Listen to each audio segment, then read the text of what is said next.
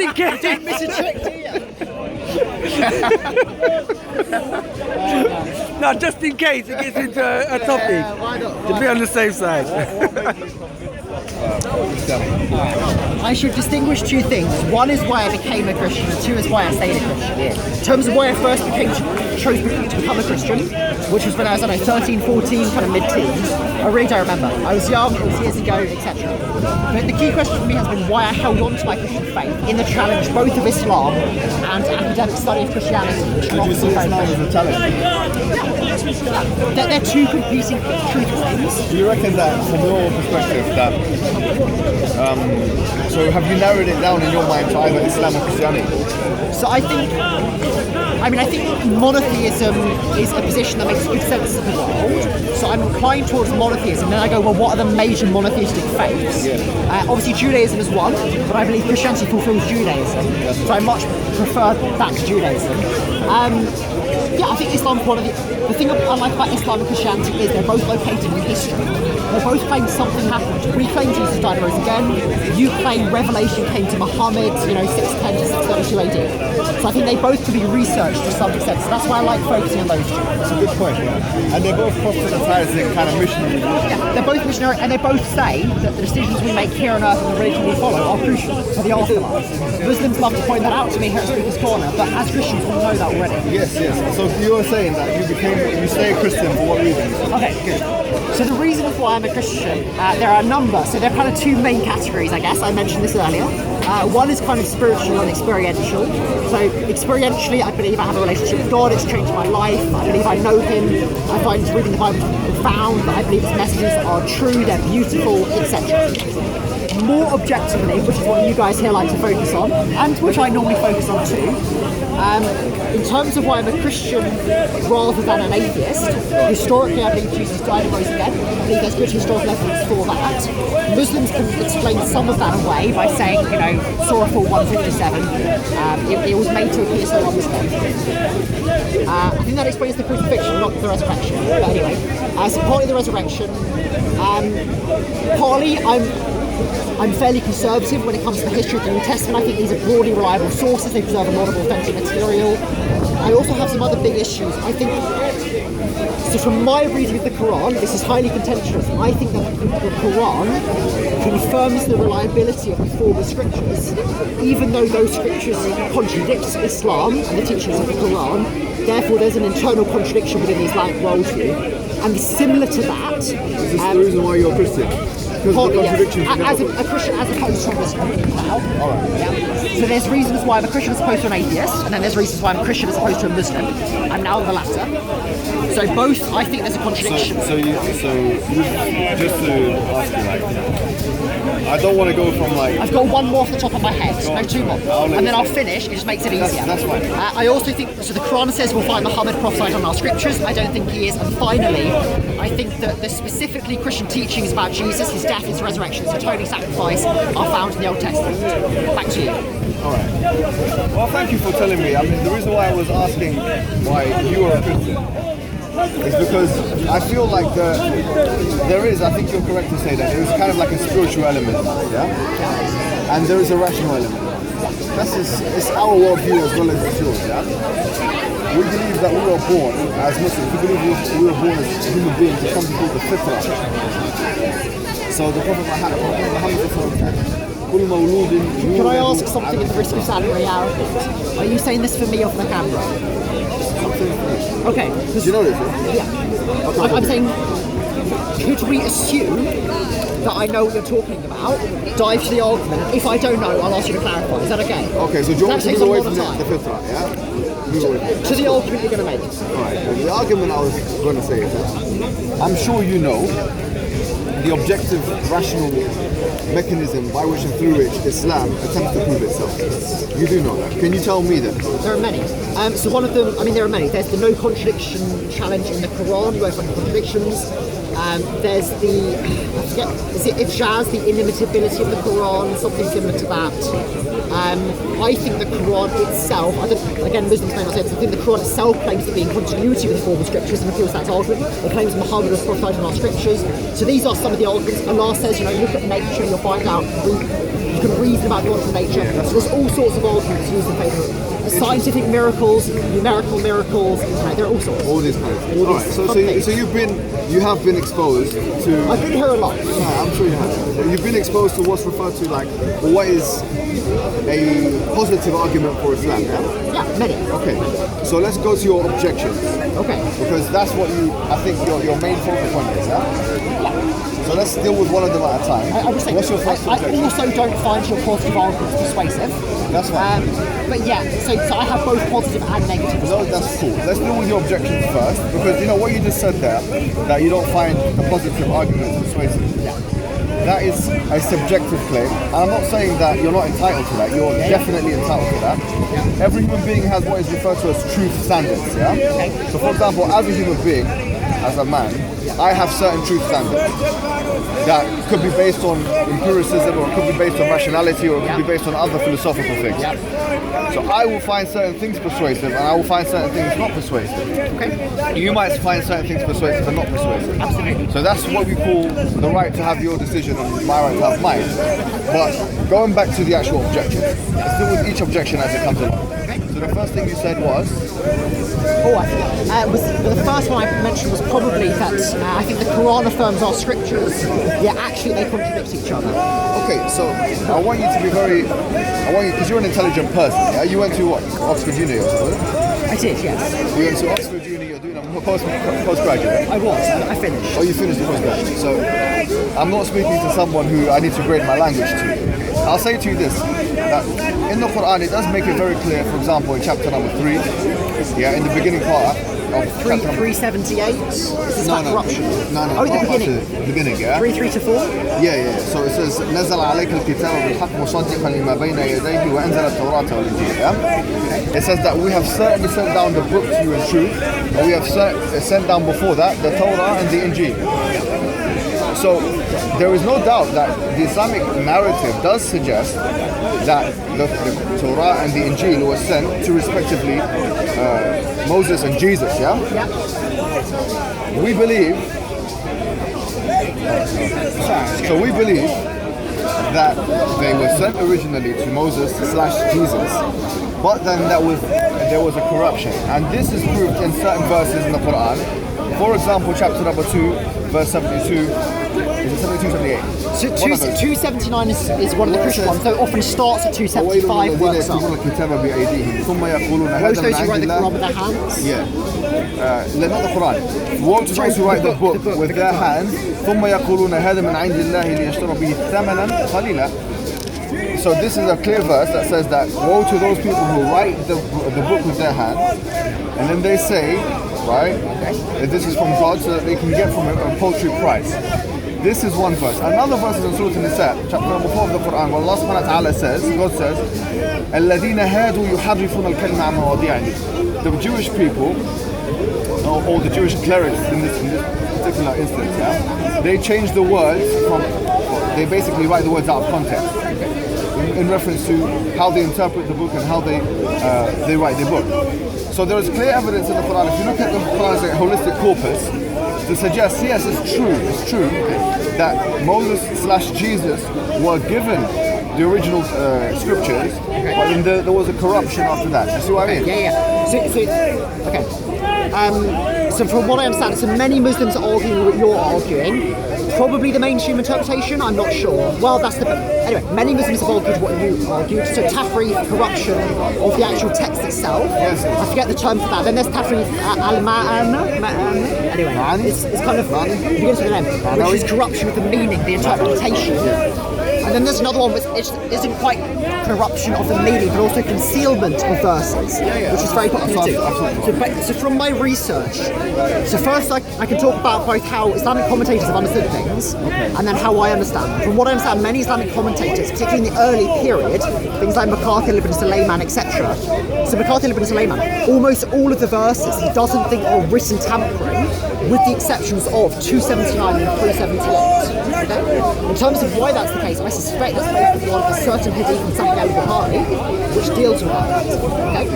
So I'm saying many of the verses are often interpreted to be concealing, not actually written alteration. Do you know what you're saying? And there have been some scholars who have denied any written. I think Ibn Khaldun may be one. Khaldun is not a scholar of Islam, he's a sociologist. My apologies. Okay, No problem. But what I was going to say to you, no, it's good that I like it when you're... Which century is he from? Because I thought he was... Ibn Khaldun is a sociologist. He wrote a book called Al-Muqaddimah. What time period? I don't know where he came. Maybe the 10th, 11th, I don't know. Do they have sociologists back then? I'm wondering who labels him Ibn sociologist. Khaldun, because he was responsible for something called Ilm al-Ijtima', which is what is referred to as sociology. Yeah? Okay. And so, some sociologists from this contemporary period refer to him as the father of sociology. Anyways, it doesn't matter because there were probably people before him that spoke about sociological matters and people that came after him that did the same thing. As it relates to what you're saying, So I guess... do you mind if I just make one point? Please. Just to sort of... No. It's not completely, what you're saying is not completely false, yeah? Because in Surah Al-Ma'idah, which is the 5th chapter of the Quran, in the beginning of the surah, Allah subhanahu wa ta'ala, he says, let the Jewish people, so let the Jewish people rule by what Allah has revealed. Yeah? Now, in his book, Al-Radd al-Sahih, yeah? Ibn Taymiyyah has an interesting commentary on this, yeah? So he says about this verse, that if you look ijmalan, like in a generic kind of way, and this is why I want you to really focus on me, yeah? If you look like in a generic kind of way, you'll find that the Torah at that time where the Prophet was around, okay, at the time when the Prophet was around, it might have had corruptions, but the corruptions weren't as severe as, for example, when he was writing, which is in the 9th century. Yeah? So he says that the corruptions in the Torah weren't that severe to the extent whereby, so for example, if the Jews had actually done hukum or had done rulings from the book, yeah, it wouldn't be completely divergent from what we would refer to as the Sharia law. And even now, I mean, if you look at the Mosaic law and the Sharia law, there's very many similarities. Yeah? So this is in reference to the Torah. But he doesn't deny, Ibn Taymiyyah or any of the scholars of Islam, any of the mufassirin of this verse, or any of the verses, no one denies that there has been tahrif ma'nawi and lafzi. Ma'nawi means meaning and lafzi means wording. So the Ummah has ajma'at al-Ummah basically has a consensus that there has been both of these kinds of tahrif or these kinds of corruptions, ma'nawi and lafzi. And just to make an interesting point, I was looking into the works of Bart Ehrman, who is a scholar. I'm sure you know who he is, yeah? And To be honest, most of the viewers probably know who Bart Ehrman is. no, I don't think they do, because he's not really... If they watch these kind of videos, he drops them. Anyway, carry on. Bart Ehrman, he in his research, he said that there are about 6,000 manuscripts, Greek manuscripts of the Bible, yeah? Or 5,700 or something, right? Of those 6,000 odd manuscripts that are in the Bible, he calculated from his research... Hundreds of thousands of variants. Exactly, hundreds of thousands of variants, that's one thing. He said that there are more variants than there are words in the New Testament. But that's one thing, I'm not talking about that. He also said, this is a very interesting point, he said that 96%, this is his words, yeah? And he did a debate with James White, which you can refer to for this. And he also wrote a book called Misquoting Jesus. Yeah? So these are two references. One is a video reference, and one of them is a book reference. He says that 96% of the manuscripts that are found, either 96 or 94, I think it's 94. 94% of the manuscripts that are found, the Greek manuscripts of the Bible, After a certain date. are after the 9th century. Now wait, let me ask you a question. When did the Prophet Muhammad come about? The 7th century. So this means to say that the majority of variants that we find in the New Testament in particular was 2 centuries after the Prophet Muhammad. So when the verses were being revealed to Prophet Muhammad, the Bible was something completely different to what we know it to be today. Therefore, if you say to me that how comes in the Quran it says in Surah Al-Ma'idah or otherwise that let the Jews rule from what they rule, and how comes you're saying here that the differences between the Old Testament / New Testament and the Quranic injunctions wouldn't have been that much at the time of Prophet Muhammad as compared to what we know now? current research has shown us the reason why that is the case. Because the majority of corruption has happened after the Prophet Muhammad and after the Sahaba. And in fact, some of the corruptions have happened, according to Barman, some of the corruptions have happened even in the Victorian era. He quotes John Mill in the year 1572 or something like that. Not John Stuart Mill. not John Stuart Mill. He quotes John Mill. He says that John Mill, he himself done a survey on like 100 different manuscripts, and he found with 100 manuscripts of the 6,000 that there were 30,000 differences. Can you imagine this? So he said, from this we'll be able to categorize, if you look at all 6,000 manuscripts, some have estimated the variance and differences and contradictions between the New Testament to be over 400,000. That's fine. So this is corruption that's proven, and the Quran doesn't go against it. Perhaps what your confusion is why is it in the Quran? Why is it the case? There's indication that the Quran, the Bible and the Injil isn't as corrupted as we are making it out to be today in Tabuka's Corner. The reason why is because there's been corruption after the Prophet Muhammad and the Sahaba, which we're talking about. Can I respond a bit? So I mean, yes, when you talk about hundreds of thousands of variants, it sounds like a lot. The vast majority of those are utterly meaningless. For example, paragogic nu, the third person singular form of the active verb. I think I'm talking right, yeah. You can add an end to the end, or not, it might be third person plural. Anyway, you can add an end to the end or not. It doesn't affect the meaning at all. It's purely up to the choice of the scribe, but that still counts as a variant. There are so many minor grammatical or even stylistic changes which are included in this figure, which don't change the meaning at all. In terms of all the changes since then, or since the 9th century or whatever, yes, changes have taken place, but we have the entire New Testament long before the Prophet Muhammad. I mean, we have the entire New Testament in the 4th century, the Codex Sinaiticus, and it's basically the same as we have today. And Barman himself has said, the difference between the original autographs, the original writings of what we now have, is less than the difference between the King James Version and and any other modern translation. Walter? What did he say? He said the difference, I'm quoting this via James White, who I trust as a source. Go check him out for yourself. Go on.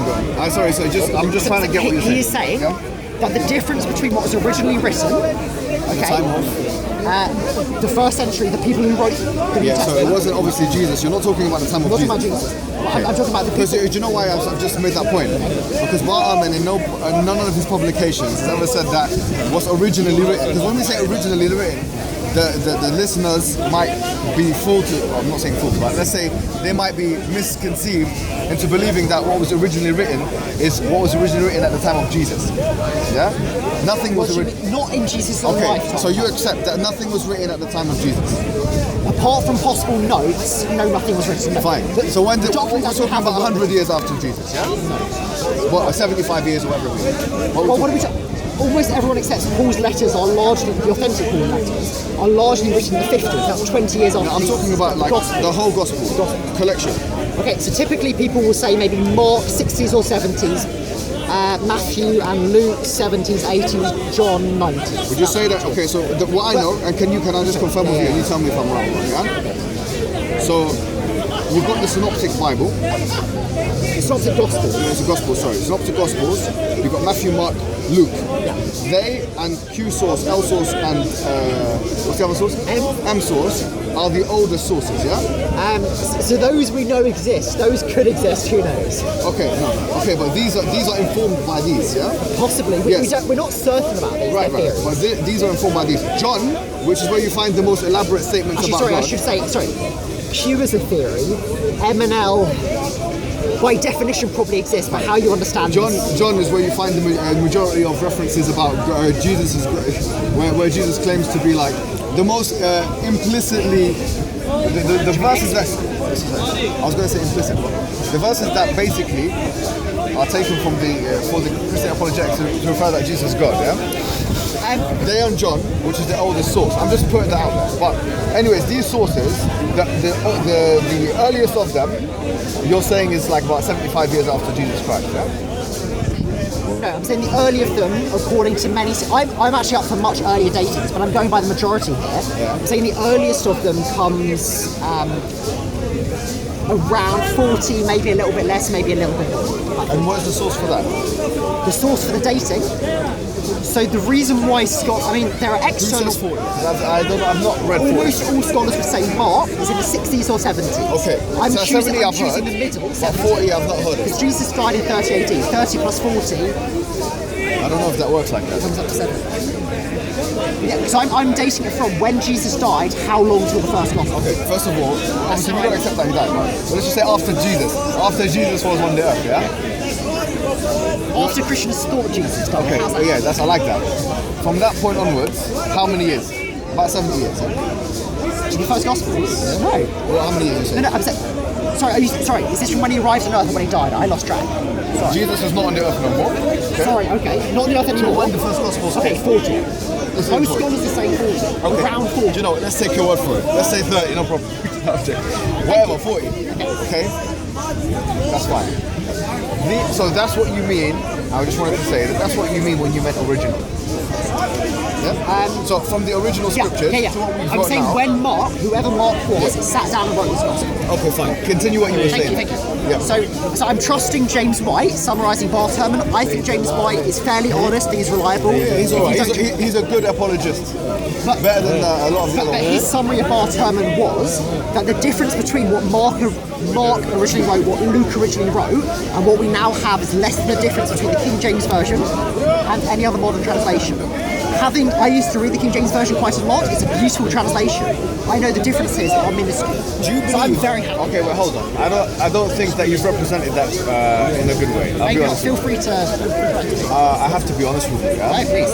Because I have watched the debate between Bartman and James White. Can I clarify before you carry on? Yeah. So the statement I just made, I think that's James White summarising the scholarly publications of Barton.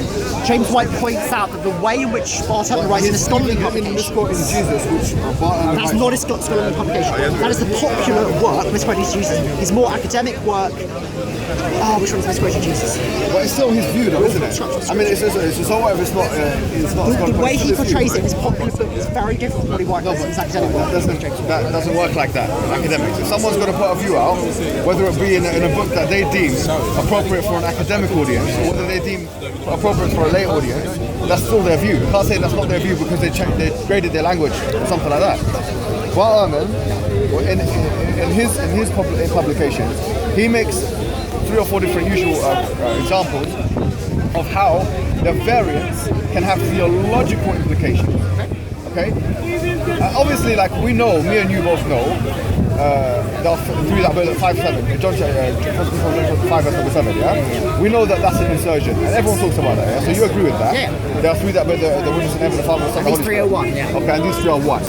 Everyone knows that was put into the Bible. Unless you're a King James Version only, yes, everyone knows that. So that's one thing, but we have to think about here. Other things which are, for example, you know the story, I think it's in the Gospel of John, yeah? Where you The can woman caught in adultery. it's the Gospel of John. Also, Woman as says also, later. where is that? John what? It starts at the very beginning of John chapter 7 and goes into John chapter 8. John chapter 7/8, yeah? This story is a very beautiful story for the Christians. I don't use it because I know it's probably not authentic. Okay, so the story is what happens is that the woman committed adultery, and the Jewish clergy and the Jewish nobleman wanted to see what Jesus was going to do. So he said, so obviously he had to rule by the Mosaic law, and the Mosaic law was to stone the adulterer. Yeah. So to try and avoid the situation, he was clever enough not to say okay.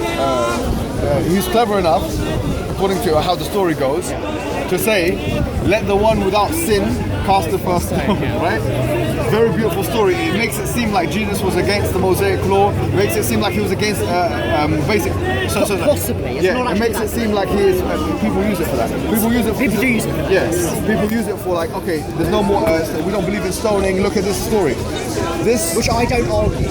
You don't. But just to show you that within Christendom, there's divergent opinions exist because of the variance, and they have theological implications. Likewise, What can I say? I mean, what do we mean by theological? That's an issue of law. That verse, that doesn't affect what we believe about salvation or the doctrine of God. So I will admit, the individual verses, they may change the way we view certain issues. I'd have to look at them in detail, but in theory, I'm open to I'm that. happy with that. This is why I like speaking to someone who's well researched, because then I can. But I would say, Muslims disagree on matters of law. Yeah, but it's not because they disagree with what the Quran is. But my point is, Muslims disagree on certain matters of law, but they get by. Life goes on. It's not the end of the world. I'm saying, with these variants, even if the variants do lead to different understandings, life goes on. I don't mind. No, fine. Now let's move on to another example, which can also be found. We'll talk about John. We know it's the oldest one. That's why I thought it was corrupted. Well, scholars say it's the oldest one. Not sure I agree, but let's. Okay, fine. But scholars say, as you say, it's the oldest one. Muhammad is one. Absolutely. But others do. Yeah. It's the majority to say that that's the latest. Fine. So in the Gospel of John, if I'm not correct, if I'm not mistaken, when Jesus went up to the upper room and he said that, not to the upper room, sorry, when he said to his disciples, I'll be back. I won't be back yet, or something to that effect. I'd have to look it up. Let me get the reference right now. So I actually left my Bible. Let me get the reference remember to right bring now. my Quran with me. I forgot my Bible at home. Is that right? I don't want to misquote the Bible because it's not fair. Yeah? So I'm not going to say this wrong. Yeah? When it comes to, I personally believe, when it comes to things like the Bible, I have to be careful because I wouldn't want someone to misquote my Quran. So here I'm talking specifically about John chapter number 7 verse 8 to 10. It says, "Go to the feast yourselves. I am not going up to this feast, for my time has not fully come." Yeah? Sure, yeah. So with this verse, obviously there's an interesting, important point to know. It says, "Go to the feast yourselves. I am not going up to this feast, for my time is not yet come, fully come." This word "yet," according to many different commentaries, including a critical expository and practical on the Gospel of John by John J. Owen, and the Cambridge Bible for Schools and Colleges, and other commentaries of the Holy Bible, the word yet, was an insertion. Okay? Now let me tell you what the theological implication of that is. The theological implication of that is that Jesus, according to the Bible, we don't believe of course, but according to the Bible, Jesus lied. Because he did go up. So even if you do or don't have that word, you can still reconcile this by saying what his point, his brothers, they wanted him to go up and publicly reveal himself. I think that's in the context, but I'd have to check. Jesus isn't going to go up, yes, and publicly reveal himself, instead he goes up by secret. So I don't see a huge problem. No, he said, "I'm not going to go up yet." Right, I'd say the context. According to the corrupted version. If we take out the word "yet," then basically his words are contradicting his actions, yeah? So I'm not going to go up, but then he goes up. What did he mean by not going? So to read the whole context. Let's read, please, yeah. Okay, so chapter 7 from verse 1 onwards. After this, Jesus went around in Galilee. He did not want to go about in Judea because the Jewish leaders there were looking for a way to kill him. But when the Jewish festival of Tabernacles was near, Jesus, his brother, said to him, "Leave Galilee and go to Judea so that your disciples there may see the works you do. No one who wants to become a public figure acts in secret. Since you are doing these things, show yourself to the world." For even his own brothers did not believe in him. Therefore Jesus told them, "My time is not yet here, for you any time will do." So that's the bit we talked about. Okay, my interpretation is, the context, the issue is, will Jesus go up publicly and make himself known? Jesus in saying... He said, he said he won't do it. When he says, "I'm not going to the festival," I think what he's saying is that because my time is not yet come. But not yet is not there in the original. Sorry? This is my point, right? My point, you say my time has not yet come, yeah? The word "yet." Okay, no. Well, yes is there and not fully come, but it's not there and going up. I agree. Yeah, but I'm saying, what seems to me the meaning of this passage? Well, if you take away "yet," what happens is you have Jesus lying. My translation doesn't actually have the "yet." So I'm interpreting this without the "yet." Okay. But even without the "yet," the point of this passage seems to be. What's your translation? This is NIV. I'm happy to read NRSV if you like. It's a good one, NIV. NIV is pretty good. It's better than I can King get the James. Greek. I can get the Greek if you like. It's better than the King James. I see a lot of Christians, they love King James because it has those verses that they cling on to. I'm not a huge fan. I like the style. To me, it seems fairly clear to me that what Jesus is saying is he will not go out publicly, because that's exactly what. Say that. His his brothers say, are you going to go up publicly? And Jesus says, no, I'm not going to go up. In the context, he's responding to somebody who asked that question. It seems quite likely. Sorry? Well, he went up. I feel like you're reading this in a really literal way, which ignores the context of the conversation. Then let me tell you why you've got to do it like that. For example, I was reading about the Quranic interpretation. I was reading Jonathan Brown's book, misquoting Muhammad about Quranic interpretation, and they were talking about the rules the exegetes use, and one of them is sometimes you can use part of a statement to reference a broader concept. To use that Islamic principle here, I'm saying that why are you using an Islamic principle with biblical works? Because I'm trying to say that in Islam you have this concept as well, that speech can be, I'd have to look up the technical term. Jonathan Brown was saying that when Muslims interpreted the Quran, they realised that a phrase can sometimes refer to more than what is literally meant. It evokes wider ideas. Can I be frank with you here? Yeah? Jonathan Brown, with the greatest respect to everyone, I don't want to disrespect anyone, but I think his studies were in Hadith, yeah? Yes. So this person whose studies was in Hadith, this was on Hadith interpreting the Quran, and whom is a convert to Islam. I wouldn't say he is a viable person to mention as no, he wouldn't be.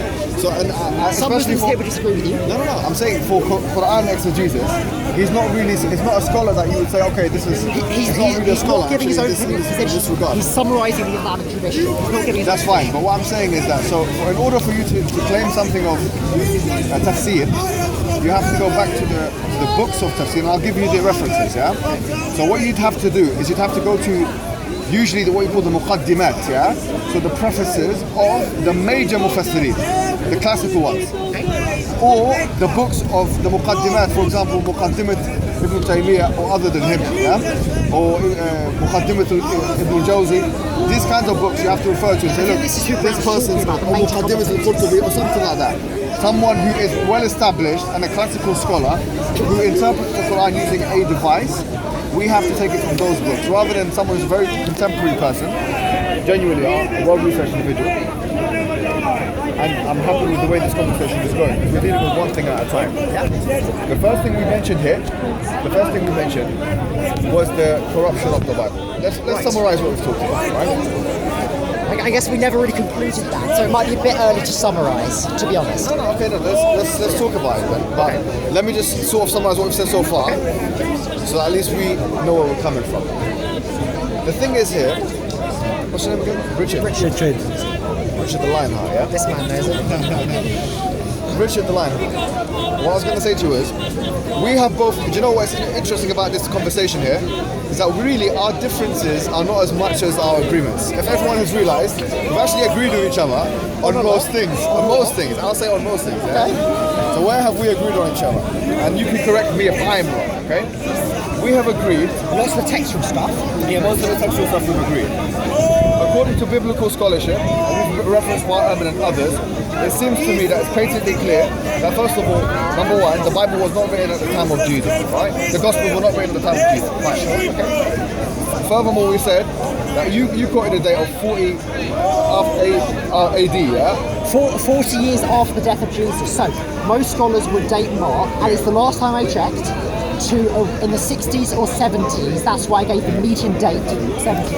Right. So your point is that the first things that were written about Jesus was in 40 AD. The first gospel. I'm saying first gospels that were written. The earliest writings. The ones that we have today. The earliest writings which give information about Jesus, the early Christian movement, are the writings of the Apostle Paul, which take place maybe one or two in the late 40s, mostly in the 50s. And we said that. And then there are perhaps earlier creeds within that, which goes from earlier. So the earliest gospels that we have, according to the biblical scholars, are what you call the synoptic gospels. So you have Matthew, Mark, and Luke, and M source, Q source, and L source, yeah? Which scholars say M source, Q source, and L source inform Matthew, Mark, and Luke. Yes. John is the oldest one, and then you have the rest of the scripture. Sorry, John is the youngest. Youngest comparative to us, yeah? The oldest one comparative to when after Jesus. Oh, sorry, dated that way, yes. Wait. Right, you see what I mean? Anyways, I'm not sure how to use that word, but yeah, okay. Whatever you want, right? The point is, so we agree that the Bible has been corrupted. What do we mean? I didn't quite follow him from the conversation, but going back to textual matters which we discussed Okay, earlier. let me rephrase that. I do apologize, okay? Because it didn't follow nicely, right? Let me ask you clearly. Now, what I said before, because I didn't want to summarize everything, but what we said before, while Urban made a really interesting point, he said that if you look at all of the biblical words, if you count all the words in the Bible, that there are more variants, contradictory variants in the Bible than there are words in the Bible. Absolutely. And he said that 94% of the Greek manuscripts are to be found after the 9th century, which is that is 2 centuries after Prophet Muhammad, let alone Jesus Christ. So I'm going to have to check that. I thought it was 94% after an earlier date. For now, I'm going to take your word for it. Okay. But I'm going to go home. He said 9th century and I'll give you the reference. He said it in that discussion between him and James White. And James White didn't interject or change or say anything about it. Yeah? So the point really is that the majority of the manuscripts that we have today of the Bible, which informs the actual biblical text, things like Matthew, Mark, Luke, and John, or the King James Version, the New International Version. For modern translation, scholars prioritise the earliest manuscripts. We tend not to go to the later. I understand that. But even despite this, sometimes these translators, as they mention in their prefaces, they resort to going to a manuscript that's actually in the 9th or 10th century. I'd have to look that up. I imagine that'd be quite rare, because we have the whole New Testament from the 4th century. The only time so they don't have to resort to a later manuscript because there's a gap.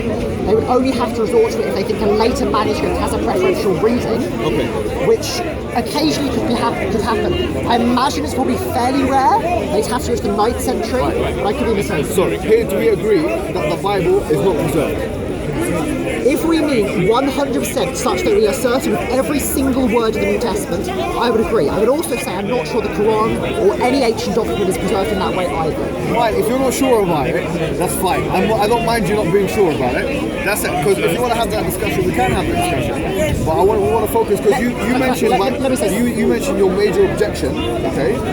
You said the major objection that you have with Islam, because you said in the beginning that if you think about it, you said there are 2 major world religions that you thought about, which were like kind of Islam and Christianity, And then the reason why you went for Christianity rather than Islam is because the Quran says that you have to refer to your scriptures and something about the preservation of the Bible, but then there's a contradiction. Let me say something. So even just using manuscripts pre-7th century, which is when Islam came onto the world scene, according to a non-Muslim, even just using manuscripts before that, there is still a problem, because the scriptures as we have them still contradict Islam. Okay? Which ones? So for example... So just to be clear, just make your point again, because I wasn't following you. So I said, one of my big objections to Islam is that the Quran claims, in my interpretation, that our scriptures are reliable, even though they contradict what the Quran says. You then pointed out that most of the variations, and I'm taking your word, come from after the time of Islam, but I'm saying that's irrelevant, because even if we only use manuscripts before Islam, the key contradictions still exist everywhere. Okay, so my point to you would be this, no doubt, look, this is a very important point, because I don't think you're on this issue informed with the Islamic narrative. The Islamic narrative is as follows. Look, can I make one point, please? If you want to make a point first, I'll let you go. I was going to say, I think I've had many Muslims describe the Islamic narrative. If you think I don't know it... No. I know that you know the generic principles of it, but I'm just saying on this issue, on one particular issue, there's a difference between law and theology from an Islamic perspective. So we believe that when prophets come, so for example, Prophet Abraham and Prophet Moses and Prophet Jesus, etc., that one prophet, when one prophet comes, might have a slightly different law to the prophet that came before him. Okay? So we'll give you an example. In the Quran... I don't need an example, I agree. Okay, so you agree. I agree. What we say is that from a jurisprudence perspective, or from a jurisprudence perspective, when the Prophet Muhammad came, he abrogated the laws of those who came before him, which is quite similar to those people who interpret Matthew chapter 5 verse 7 as saying that I've not come to abrogate. So my issue is not law, my issue is theology. So for example, the Quran explicitly denies the Trinity, it denies the Incarnation, yet as Christians, we believe quite clearly that is what the scriptures constantly tell us. Interesting you say that. So theology is where the contradiction lies. Very good, So So I would say to you this, yeah, when the Quran in Surah Al-Ma'idah was talking to the Jewish people, it was talking about not matters to do with theology, but matters to do with law. Okay, so when it was talking about matters to do with law, if we take the interpretation that because it says in that verse, verse 4, it's Al-Ma'idah, when it talks about let them, i.e. the Jews, judge by what Allah has revealed, and it's referring to the Torah, what Ibn Taymiyyah says in his kitab called Ar-Radd al-Sahih, he says that at that time of the Prophet Muhammad, the variant in terms of the Mosaic law and the Quranic law, in terms of the actual laws, were not that many. Yeah? So a lot of the Mosaic law would be very, very similar to the Quranic law at that time. Therefore, if they had done that, they would have been fulfilling a lot of the Islamic law anyways. Yeah? So I respect the 547, which is what I think you're referring to. That may well be about law. When I read the Quran, the whole narrative, this is something Gordon Nicholl, one of those big stars, Gordon Nicholl, is very good at. According to Gordon Nicholl is a scholar who looks at the Quran and its interaction with the form of scriptures. Is that whenever the Quran refers to the form of scriptures by name, so Injil, Torah, it never says anything bad about it. It only says bad things about, for example, please bear with me a second, 279, it's about the book. 378 is about twisting their tongues, not necessarily altering the scriptures, etc. So both there's no description of actually corrupting the Torah and the Gospel using those nouns, but also the constant refrain of the Quran is that the Jews and the Christians, mostly the Jews, they conceal references to Muhammad in the Torah, which suggests if you conceal it, they must be there. But we don't find, I would argue, Muhammad in the Torah. And finally, the fact that it's not just that we fail to see Muhammad and we fail to believe in Islam, it's that we're hard-hearted because it's obvious that we should believe in Islam and Muhammad, whereas when you read, mostly the Jews, maybe sometimes the Christians, I'd have to check, because we are hard-hearted in the Quran, because we are hard-hearted and obstinate in not following Islam and not following Muhammad, that makes it seem to me as if the author of the Quran, whether Allah or Muhammad, thinks it's obvious from our scriptures that we should be Muslim, whereas in reality it is the farthest thing from obvious because the scriptures fundamentally contradict each other. So let me come back to you. Thank you for bearing with me. No, of course, man. Look, if you're a very polite person, how could I not? How could I not?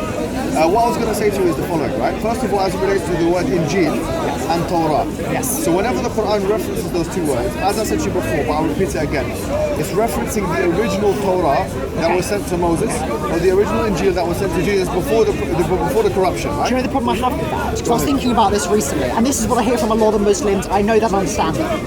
The problem that I have with that is you have to stand there and explain it like you've done to me, okay? The thing is the Quran doesn't explain it in that way, which means it doesn't seem very obvious. And the thing is, so bear with me a second. So the Quran goes up to Jews and Christians, and it says to them, Jew, judge by your Torah, or Christian, judge by your Gospel. If I go to a Christian, tell them to judge by their Gospel. The obvious meaning to them, how they will understand that is, I judge it by the Gospel I now have it, unless you make very clear otherwise, which the Quran doesn't do. So that's why I find that reading very unnatural. You're not wrong about what you're saying there. Look, at the time of the Prophet, what people don't know is at the time of the Prophet Muhammad, when he was in Medina, people don't know this. This is a very big secret that's been kept away from the British media and all these people, right? Let me tell you the secret. I can't tell you the secret. The secret is this, nowadays we live in the West, yeah, as Muslims, minorities and whatnot. And we know that we are afforded some rights, yeah? And there's a massive misconception about Islam, which is that Islam didn't give the minorities of its time rights, yeah? Okay. The truth is this, the truth is the Prophet Muhammad at the time of Medina, in his city, when he was the leader of that city, he afforded for the Jews and the Christians the right for them to have their own courts, and they could use their own books to judge on their matters. The point is, this is a kind of, you could argue, a kind of pluralism that existed within the Islamic world at that time, within the Islamic governance. It doesn't mean to say, because the ahadith and the athar, or basically the sayings, it doesn't mean to say that we agree with the theological belief systems of the Christians and the Jews. No doubt the Quran itself refutes Christians for believing that God is three for good. You see what I mean? So this is the point that is, so I think we allow Christians and Jews to practice their faith because it says in the Quran, chapter 2, verse 256, La ikraha fi din, قَدْ تَبَيَّنَ الرُّشْدُ مِنَ الْغَيِّ, that there's no compulsion in religion, and that truth is made manifestly clear from falsehood. So the fact that Islam affords the right for Christians and Jews to have their own courts to basically judge from an oath law is different from saying we agree with the theological belief systems of the Christians, which the Quran never makes that claim. In fact, it consistently makes the opposite claim. You see what I mean? Like in Surah chapter 18 of the Quran. Yeah, I mean, the issue of pluralism, there are two sides to that argument. I'd have to check them out. I would say my point still stands, which is, so you're saying that the Quran allows them to use those books, or at least the early Muslims did that in Medina. That's fine. I would still maintain my objection, which is the way, in the vast majority of references to the Torah and the Gospel, it still seems to envisage that they are intact. It seems to refer to them as if the audience knows what they are. And if you speak to a Christian as if he knows what the Gospel is, he is going to think it is the physical New Testament Gospels, which were the same back then. Then you have to explain the verse. I had another point to make, which, yes. So what do you make of the verse in the Quran, chapter 2, verse 7 to 9, where it says, فَوَيْلٌ لِلَّذِينَ يَكْتُبُونَ الْكِتَابَ بِأَيْدِيهِمْ ثُمَّ يَقُولُونَ هَذَا مِنْ عِنْدِ اللَّهِ لِيَشْتَرُوا بِهِ ثَمَنًا قَلِيلًا. So it says in the Quran, in chapter 2, verse 7 to 9. Woe to those who write the book with their hands. Who's the Quran talking about? Great question. Very happy to come to that. First of all, I'd just like to make another point, which you made earlier. So one of the points that is often made is that the Quran cannot be talking about the Gospels as we now have them, because the Quran contradicts our Gospel. So it clearly can't. Sorry. One of the points you made earlier is that the Quran repudiates the doctrine of the Trinity. Okay, and many use that argument to say, therefore, the Quran cannot have the Gospel in mind, but that doesn't follow. It's quite possible that the Quran does have in mind the physical Gospels, the documents as had by the Christians in the 7th century. It's just that the Quran is mistaken about what they contain. That is my preferred route. Do you know what I think? Just tell me if I'm right in what you're saying. Yeah. Your point is there's a contradiction in the Quran in the following way. Yeah. You're saying that the Quran, on the one hand, it tells us to go back to the books of the Christians and the Jews, but on the other hand, it says that the Trinity is a bad thing. Yeah. So there's a contradiction in that capacity. That's what I'm saying. Yeah. So what I'm going to say back to you is as follows. Yeah. I think you've fallen into an egregious. I'm not going to use this level. I think this is basically going to be a terrible circular argument. The reason why is because me and you, in the beginning of this conversation, agreed that the majority of manuscripts that biblical translators use, or they refer to, or they depend on, are manuscripts that came after the 9th century. I'm accepting that for the sake of this argument. Okay, fine, but even if we're not accepting it for the sake of this argument, we would have to agree that the majority, we said two things actually. We said that the majority of things that were written down were written after Jesus Christ, and we said also that the variants came, or the manuscripts came, of which there are more than 6,000, and all of which contradict each other in one capacity or another. Those, a lot of them came after Muhammad's death. So here we have a problem, because if you're saying, if you're saying that the reason why the Quran is contradicting itself is because it says believe in the preserved book, which I've explained to you that we don't believe it's preserved, but even if we, for the sake of argument, say it is preserved, no problem. Believe in the preserved book, but at the same time, it's saying that Trinity is a bad thing. The problem with that argument is that you're referring to the books that you have within your hand today. You're never going to be able to get a full Bible from beginning to end, or a full gospel from beginning to end, that depends completely on manuscripts that came before the Prophet Muhammad. We have the entirety, not only of the four gospels, but of the entire New Testament in the British Library, the Codex Sinaiticus. We can go have a look this afternoon. No, thank you very much for saying that, because you and I both know that if we look at the Codex Sinaiticus or other manuscripts, because that's a manuscript, it contains within it books that the biblical translators of today, they don't use. Is that correct? Yeah. Okay. But my point is, hold on, because now you've fallen into another problem. You said that we have with us the Codex Sinaiticus, which is the oldest manuscript. The Codex Sinaiticus, if you look into the books of the Codex Sinaiticus, go on Google right now, and you check what books are within the Codex Sinaiticus. Check the Kermas, maybe the Epistle of Barnabas. There you go. Right. These writings, these apocalyptic writings, these writings that are mentioned in the in these Codex Sinaiticus are not included in what? That's fine. In the present day Bible. Why have the scholars not included it? Because they don't see that it's actually preserved, or it's actually they don't see that it's worthy of entering the Bible. Therefore, what you're referring to as the oldest manuscript is not even in our books today. Okay, there's a difference between preservation and canonicity. Yes. Whether or not Barnabas, Shepherd, or whatever is in the actual should be in the New Testament is an issue of canonicity. And it's utterly irrelevant to the textual witness of the four Gospels found in the New Testament. I think any textual scholar in the world that can be brought out to say it's a red herring.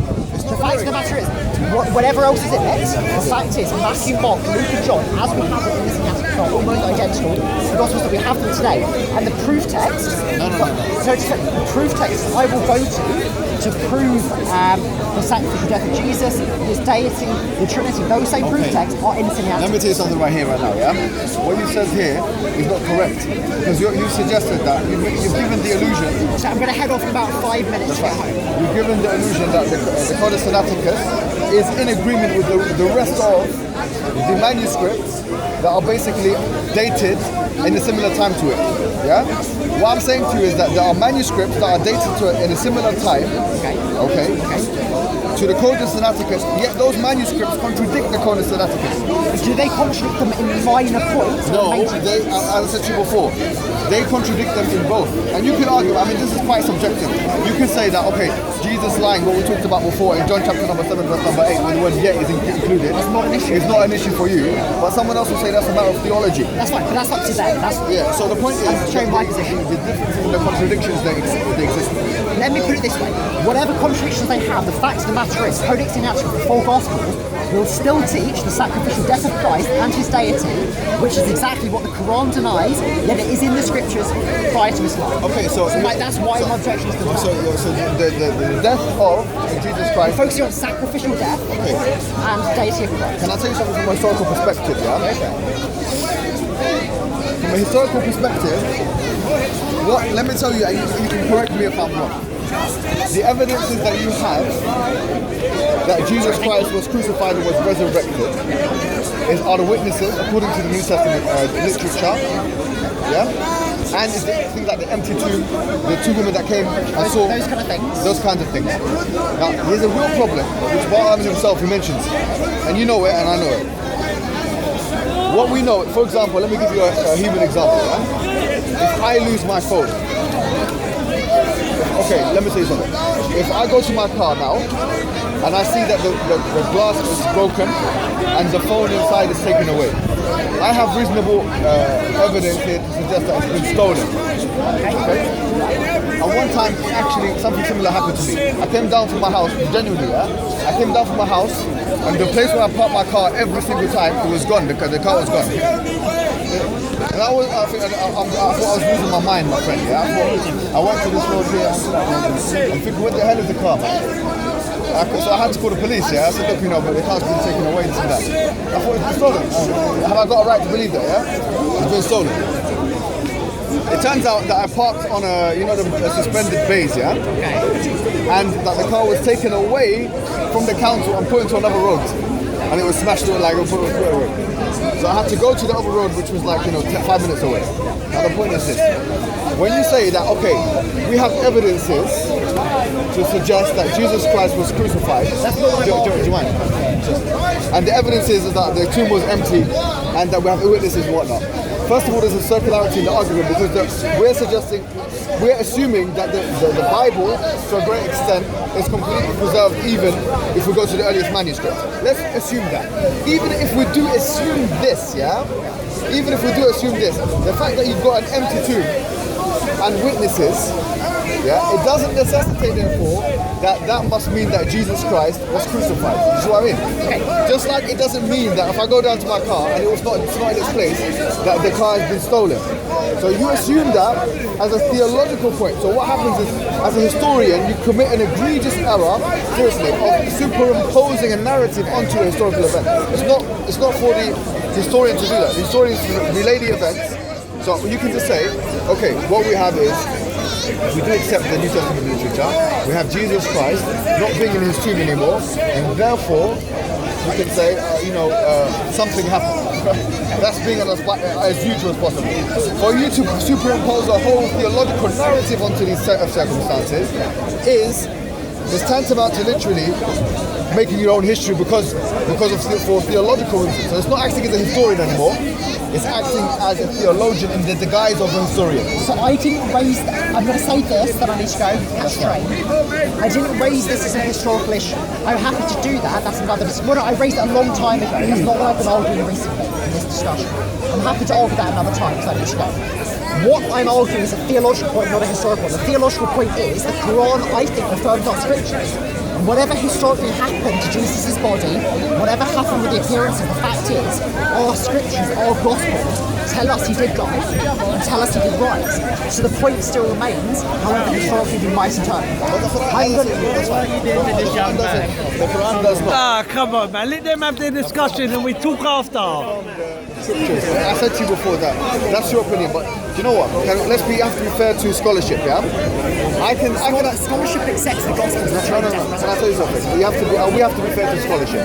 Because if I have an opinion on the Quran and you have an opinion on the Quran, then we say, okay, do you have an understanding and a firm grasp of the hermeneutical approach? Or Surah Tafsir? I'm getting it a bit, I'm researching Islam bit by bit. So are you fluent in the Arabic language, Fusha? No. So are you acquainted with what you call the aqwal, or the different sayings of the scholars of tafsir? Some of them, but not all of them. Okay. And all of that is from secondary literature that you get from English language, yeah? Sure. So from that perspective, I have to say that I would be unqualified to talk about things like rocket science, yeah? I would be unqualified to have an informed opinion about it. And then the same thing applies with you in this regard. So you're saying I don't believe. You don't believe that the Quran says that the Bible and the Old Testament has been corrupted, the New Testament. That opinion doesn't carry any weight. You see what I mean? So I would disagree. I'd say two things. Number one, actually, when I'm studying what the Quran says in these verses, often I will do an Arabic word search, see where else. I'm a secondary literature. Sorry, bear with me. Arabic word search? But what do you use for that? Go on. So I'll get an Arabic speaking friend of mine to do a word search throughout the Quran, see every time this verbal form appears, or the secondary scholars that I'm reading. Okay, so what do you do when you find the word? What do you do after that? So I really need to go. Okay. So sometimes I, or the secondary literature I'm reading, will do an Arabic word search on these verses. But I would say, as someone with the Bible, right, if we're going to follow this consistently, I should maybe say to almost every Muslim here, the Bible is in Hebrew and Greek, you should be quiet, you don't know what you're talking about. Now, as someone who does know a fair bit of New Testament Greek and some biblical Hebrew, I have massive faith in translation. Translations, most of the time, get it right. And the default is we should assume the translation is right, that we can build understandings on the basis of it until someone gives a good reason based on the original language why we should. We've got to call it a day. No, do you know what? I agree with one point. You made one point that I have to agree with. Finish. You said that when it comes to the Bible, it's in Hebrew and Greek, and therefore we should be quiet. I'm not saying that. No. You said if we have that argument, then that's Right. I'm saying to you, there are two things. First of all, there's the theological concepts of Christianity, which are not sometimes even in the Bible, like what happens in the Council of Nicaea or other councils. The secondary thing is that you would have noticed in this conversation, I had always made reference to whom? A biblical scholar. And therefore, I've always referred to someone who's able to access the original language. I've also referred. Therefore, you have to be able to do the same thing for it to be an academic, even playground. Sure, and I have been referring to Gordon Nicholl, No, but he's not. We don't consider him as a scholar. Why not? Okay. I explained to you, like, from an Islamic perspective, from a classical Islamic perspective. To be fair, You have to meet our criteria for it. well, in that case, Bart Ehrman, as a Christian, Bart Ehrman doesn't meet my criteria, so you shouldn't use him. You don't meet, but you say, okay. Hold on. As a Christian, so now this is a very important point. There's a difference between there being someone who's qualified to deal with something like Bart Ehrman, and by the way, other Christians like James White, who you refer to, and fellow apologetic, he considers him a scholar. He doesn't say he's not a scholar. He doesn't go that far. You said that he's not a scholar. I'm not saying he's not a scholar. Well, what I'm saying is, so if your people say that he's a scholar, then for us, we have a certain criteria for scholarship. We have standard criteria. You have to be they have to be equipped with certain hermeneutical tools. We're saying that the scholars that you've mentioned are not equipped with those hermeneutical tools, and therefore they are not qualified to engage with the text. Let me qualify. There are different types of scholars. So as a Christian, I would say there are Christian scholars, and then there are scholars. Bar Turman is a scholar. Okay. If you're talking about a scholar by Islamic standards, let me say Bar Turman is not a scholar by Christian standards. I'm an evangelical. So I respect Bar Turman. I like mainstream scholarship. I like liberal scholarship. It's got lots of interesting theories. It's done some good stuff. But at the end of the day, as an evangelical Christian, I prefer evangelical scholarship. Bar Turman is not one. But that's a subjective opinion. But as a Muslim, if he doesn't meet your Muslim standards, I'm saying Bar Turman doesn't meet my Christian standards. I don't No, but I didn't say it didn't meet Muslim standards. That's not what I said. I said that basically for someone to, like, for example, for someone to, standards you would accept for a scholar. so scholars of Islam that everyone agrees on, they have put certain criteria of scholarship, yeah? So some of those criteria are things like being able to deal with the hermeneutical approach, being proficient in the Arabic language, some say you have to memorize. You don't want to know what some people say about memorization. So for example, Ahmad bin Hanbal says you have to memorize 1 million hadith. So you don't want to know anything, right? Basically, to be a hadith scholar, to get this, right? What I'm saying is, for there to be someone who fulfills at least fulfills those criteria, we would be happily calling them a scholar, even if they're not Muslims, right? So it's nothing to do with faith. It's about ability. You can have a non-Muslim. Technically speaking, if you've got someone who's actually got this knowledge, yeah, and who spent all their life and they have all of this understanding, and they actually can extrapolate the truth from the falsehood, yeah, and they're equipped with the hermeneutical approach. The difference between me and you is different. The difference you said that I don't accept Paul Ahmed as a scholar because you prefer evangelical scholarship. I didn't say that. I said that. So for example, if you go to an NHS hospital and they say we don't accept any doctor, you have to have a doctor's, you have to have done medicine in university. That's different from saying we don't like, you know, certain people with certain background. Do you know what I'm saying? You are saying certain scholars are not intellectually equipped. Yes. That's the right answer. Yes. I would say, Bar Turman, I respect him. I do not think he's intellectually equipped or methodologically has the right approach to come to right conclusions. So what you say... What scholar has agreed with you from your own... James Irvin makes this exact point. James White. James White and myself would both say to come to an accurate knowledge of the truth, you need to... What we would say is an evangelical theistic framework. Bar Turman doesn't have that. Therefore, to be a scholar... He hasn't said he's not a scholar, though. Because he's using scholar differently to how you're using scholar. Anyway, I'm going to call it a day. Let's go. Good talking to you. All right.